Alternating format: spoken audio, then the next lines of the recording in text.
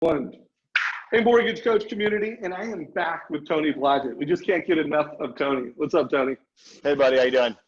Good. Hey, thank you for all the value you have brought for that whole rate watch, how to be a market leader and have a competitive edge. So community, today we're going to talk about something different with Tony. There was a post in our Facebook group, Mortgage Coach Productivity Mastermind, and the loan officer said something to the effect that, you know, I meet with lots of realtors, they like me, but I'm just not getting enough business from them. And then you commented on it. I don't remember exactly what you said, Tony. And I thought, let's take that conversation and let's just riff for 5 or 10 minutes on it. I'm not going to let you go over 10 minutes, but why don't you tee it up and then give the response, because I know you have a lot to say here. Yeah, well, I couldn't not respond to that because honestly, this comes up so much. As you mentioned, you know, I'm a regional vice president. I have a lot of loan officers and branch managers that I'm working with all the time. And a lot of times I'll sit down with a loan officer and they'll be like, you know, Tony, do you have any advice for me? You know, I'm going to open houses on the weekend. I'm stopping by real estate offices. I'm doing my follow-up calls. They're doing all the right things. And when I hear about the level of activity, I'm like, man, you should definitely be getting some business out of this. And then I ask them, I'm like, well, at what part of the conversation are you actually asking them for business? And usually I get this look like, well, what do you mean? And so we have this conversation like, look, you know, just going out and becoming friends with a bunch of people who have the ability to refer you business doesn't necessarily mean that you're going to get any business from them. So at some point in the conversation, it doesn't have to be really aggressive. And this is where I think, you know, subtlety works very well, but there has to be some part of the conversation where you're bringing value, and there's got to be an ask, right? This sounds like a Gary Vee video, right? Jab, jab, jab. Where's the right hook, right? It's like you got to, at some point, you got to ask. And it doesn't have to be hardcore, but it's got to be there in some form or fashion. So, for instance, when I'm out, you know, talking to a real estate agent, maybe I've called on their office multiple times. They're always talking to me. Maybe they're asking me, hey, you know, like this rate thing's a perfect example. Every time I walk in their office, oh, hey, Tony, what are rates doing? What do you think they're going to do? What's the Fed going to do? And, you know, I feel like I'm having this great conversation with them and they're looking to me for advice and expertise. And yet I haven't gotten one deal from them. And you got to at some point cross that line and say, you know, Dave, it's been great getting to know you better and sharing this information. As you know, I'm in the business of doing home loans, and I'm actually looking to expand my team a little bit, and I would love to get a few more referrals from you. And I'm not sure if you're currently working with someone. I would assume that you are, but what would it take for us to be able to do a transaction together? Quiet. And that's it. I love that. You know? I love it. Yeah. So get it out there. Just get it out there, you know, and just be direct about it. I mean, here's the thing about making sales calls that's so different than sending an email or even sending a video. I mean, we do a lot of video these days. It's super important. It's way better than just a regular email or text message. But at the end of the day, you're not looking them in the eye and they're not looking you in the eye. And here's the deal. It's really difficult to say no in person. And I think that we forget that. And so it doesn't have to be a hard sell. It just has to be something that gets them to say, you know what, Tony, I will give you a shot. And once they've done that, this is where follow-up is critical, because now they've made a commitment to you. They know it, you know it. And look, you know, they might say, you know what, Tony, to be honest with you, I use Dave Savage. I've been using him for 20 years. He's fantastic. And I'm probably never going to use someone else unless Dave gets out of the business. Fair enough. And I can say, well, I have to assume that there's an occasion comes across where maybe Dave isn't available on the weekend, or Dave's out of town for a week on vacation, or maybe even there's a product that we offer that maybe Dave doesn't offer, and I would love to be your backup lender. But in order for you to feel confident when those unique opportunities come up for you to refer someone besides Dave, wouldn't it be great if you had at least done a transaction with me so that you can say, hey, look, I've worked with Tony, he does a great job, and they offer this unique product or program or whatever the case may be. So it's just a way of acknowledging they probably work with someone else, but still saying, there's a lot of value in us having the opportunity to work together so that you feel comfortable referring someone to me in the future if that time ever presents itself. So however you want to weave it into the conversation, as long as there's something in there that gets them to say, yes, I'll give you a shot, even if it's on just your next transaction. So this made me think of two things, and I have a question for you, and I'm gonna let you get a drink of water. So one, I interviewed Jeremy Forcier, and I think the title of the interview was, "It's time to work harder and smarter." And I'm going to put a link below on that because I love the way you do it. It's just jab, jab, right hook. And we focused a lot in that call with Jeremy around how to get the meeting with the realtor, how to get it.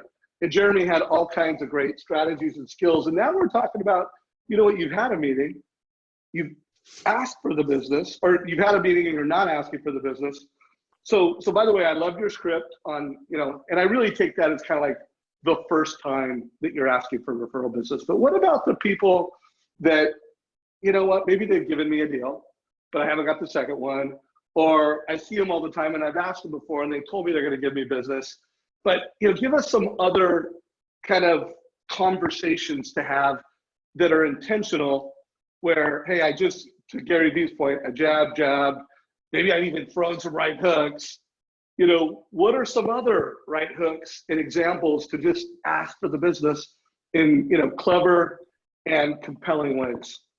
Well, I think that being clever and a little bit of humor actually can work a long way in this case. So say, for instance, Dave, maybe we did do one deal together and it went great. And you're like, you know what, I got to get you more business. And then I see you here, I see you there, nothing. It's okay to go up and say, hey, Dave, how's business been? And, oh yeah, it's been pretty good. Well, I really thought we were going to do some more business together. I thought I nailed it that last time when we did that deal. Or maybe it was just the fact where I had the buyer and I just happened to do a deal with this agent, right? They didn't even refer me the deal, but we ended up working together and they said it went great. I think it's okay just to come out and say, look, Dave, I thought we were going to be doing more business together. Is there something that I can do or what is it that I can provide that would make you feel comfortable referring me business? And just simply asking them. I mean, it's really not, there's no magic here. It's look them in the eyes and say, I really thought we would have an opportunity to do more together. Those opportunities really haven't come up. Is there something I can do? I mean, I am available on the weekends if you want me to reach out. If you're doing an open house, I would love to join you for the open house. Maybe that way we could get a transaction going together. And just the simple fact of asking, Dave, that's the thing that's so simple about this, is there isn't necessarily a silver bullet script. The hardest thing for loan officers to do is just ask. Yeah. So I'm going to provide my answer. So I'm going to post this in the place where that conversation was.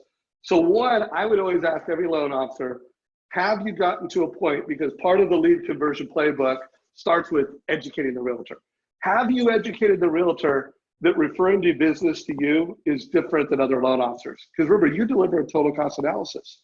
Not only do you help families make the best decision, you help families create urgency, get clarity, renting versus owning. Should they keep renting or should they own? Should they move up?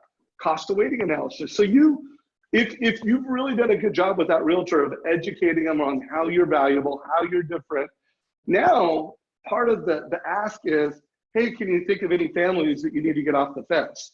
So you're not just asking for a deal, you're asking, hey, are there any first-time home buyers that you just don't feel they have enough clarity around buying now? Hey, is there anyone that you can think of that, they're just not paying what they need to get their offer accepted? I'd love to create a cost of waiting analysis and really drive urgency. So for the person that posted that, I would ask you, does that realtor really know that, hey, you're more than a loan officer that keeps promises, has great rates, and can do a deal? Do they know that you're a conversion partner, that you can help them convert buyers into closed homes? And do they know how you do it? And now part of your ask is, hey, who can I help you convert? Who can I help you get off the fence? So that's my response. Tony, anything you want to add before we wrap this up? Well, I just think that that all loan officers should almost kind of keep score in your head. So after you make a sales call, whether it's in person, whether it's popping by an open house to introduce yourself or whatever, I think you need to think to yourself, was that an effective conversation? I think a big part of determining whether or not that was effective is, was there some point in that process where you asked for that business? And if you continue in your head to remind yourself that, you know what, it wasn't really a successful at bat if I never asked the question, it's going to help you be more intentional on asking for the business. And then I think over time, you'll just get better and better. I mean, to the point, I've had guys write his joke with them like, man, Dave, business must be really slow. And well, why is that? I haven't got a referral from you in 2.5 months. You know, are you doing anything? I mean, you get to the point where it could even just be funny. You know, you're ribbing them a little bit like, man, you must be starving. And so that's where you can bring humor in. That's where you can have fun with it a little bit. You know, if you get to that, I wouldn't start with that one, but you can get there. No, but by the way, you just reminded me something. I've interviewed hundreds of America's best mortgage professionals, and they all tailor, they ask good questions, they teach, they control a sales process. So to your point, you know, they're not finishing conversations and walking away and go, oh, was that effective? No, they're having effective, tailor, teach, control, and then they're not afraid of a little constructive tension. You know, they're not being kooks, you know, they're not being uncool people, but they're not afraid of, hey, I'm in business, I'm going to give value, and then I am going to ask for business. And every once in a while, I'm going to have a little constructive tension, not unconstructive tension, to drive the ask. So for any loan officer out there that you're busy, you got a lot of busyness, but you don't have a lot of business, my guess is you're not working with enough intentionality. People don't really know your value. You know, you haven't walked them through how you convert, how you're a valuable partner, and you're not having constructive tension. You're more worried about being a people pleaser and a friend than you worried about being a partner, a business partner.